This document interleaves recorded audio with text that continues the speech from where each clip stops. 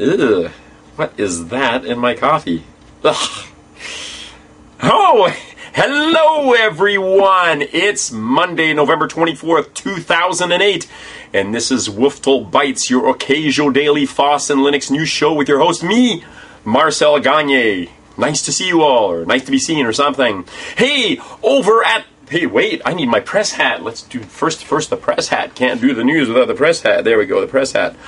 Hey, Linux Journal, Linux Magazine, Grok Law, and a whole pile of other sites are reporting that it's over for SCO. Yes, Novell wins and SCO loses. After years and years of that farcical display of the U.S. legal system that is known as lawyer versus lawyer, spy versus spy, whatever, it's finally over. SCO owes about $2.5 million to Novell, and of course SCO can't pay it, blah, blah, blah.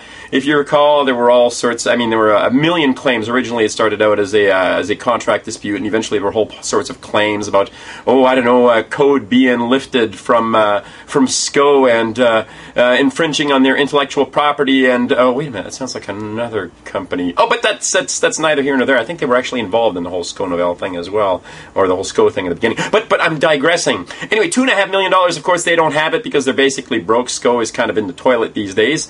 But on Friday, the court finally said, it's over, it's done, SCO, go fly a kite. And that's it, it's over, finished. All Linux users world over can rest easy until the appeal. Because of course they can appeal, and then somebody else can appeal, and they can appeal, and they can appeal. It just goes on forever and ever. Anyway, Linux Magazine reports on better news that the first alpha of Ubuntu's Jaunty Jackalope is available for download. Yes, go out there and download your ISO with abandon. By the way, that's aka Ubuntu 9.04. So what's cool, what's exciting, what's new in that one? Well, apparently there will be faster boot time, lower power consumption, more integration into web services. What kind of things are we talking about there? Well, right now they're integrated with, they've got YouTube integrated with Totem, Bandsheet as Last.fm. They wanna capitalize on that whole Web 2.0 internet sharing sort of thing happening with the next release, and they want to go a little bit further down that road. I don't have details about what else is going to happen, but apparently it's going to happen. Also, there will be an integrated backup solution. Time Vault, at this moment, is the most likely candidate. But go check it out, download it, report bugs, help build the next release. It'll be fun. Over at the Inquirer, speaking of netbooks, was I speaking of netbooks? Yes, I am now. Jaunty, I hope I've got that pronounced properly, who is the CEO of ASUS Tech, expects that by 2009, possibly 2010, his company will be one of the 3 largest desktop companies in the entire world, accounting for somewhere between 30 and 40% of global market share. Why?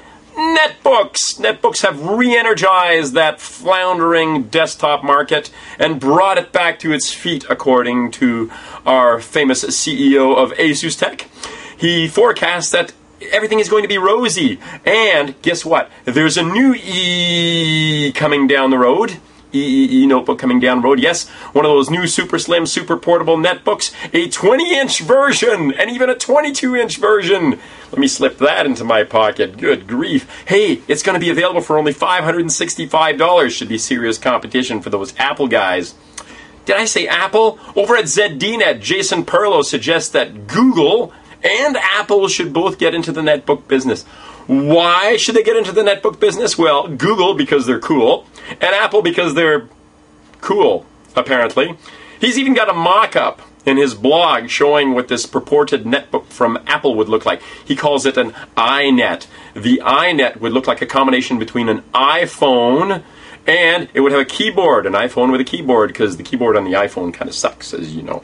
Because, it's kind of hard to type on that sucker. Anyway, I'm digressing yet again. So, why, besides, the whole coolness? Well, apparently his editor-in-chief went and got one of those Dell Inspiron 9s and had lots of trouble getting it to hook up to a wireless network. And they went back and forth, tech support, blah, blah, blah. It was complicated. And he thought that the Ubuntu remix for netbooks, which is what the Dell Inspiron has, just wasn't maybe necessarily up to snuff. So, of course, people might find it a little bit easier with these other versions because, of course, Linux isn't exactly like Windows. Of course, neither is Mac or the Android phone. They're not exactly like Windows. But anyway, that's neither here nor there. Anyway, The whole problem, of course, with the Mac is that they'd have to scale it down and take away a whole bunch of the things to make it fit on a netbook. And the whole problem with the Android phone is that you couldn't get OpenOffice because, you know, it just doesn't work on the Android phone at the moment. Anyway, also on the Inquirer, did you know that last week was Get Safe Online Week? At least it was in the UK. Apparently criminals in the UK make an average of £14,500 off the average UK internet user. £14,500 off the average user. That's kind of spooky. Anyway, they did a research study where they discovered that 66% of all users report using the same password on multiple websites. I don't know what's wrong with that. I mean, I do the same thing. My password is password, except that I have an O instead of the O. It's a capital O instead of lowercase o. It's very clever. Anyway, 23% also admitted sharing or posting confidential information online, and 17% admit to opening up attachments from people that they've never heard of before.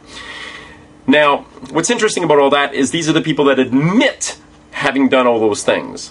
Okay, which means that the situation may actually be a lot worse than it is. If you go check out the links at the bottom, and by the way, there are links to all the stories that I've mentioned today, you can go and take a look at the report. And I think this is where I'm going to wrap it up, and there's something really awful in my coffee, so I'm going to go make myself another cup, and I'll see you guys next time. WFTL Bytes.com for the links to the stories and past bytes if you have missed them. Bye. Yes. Bye.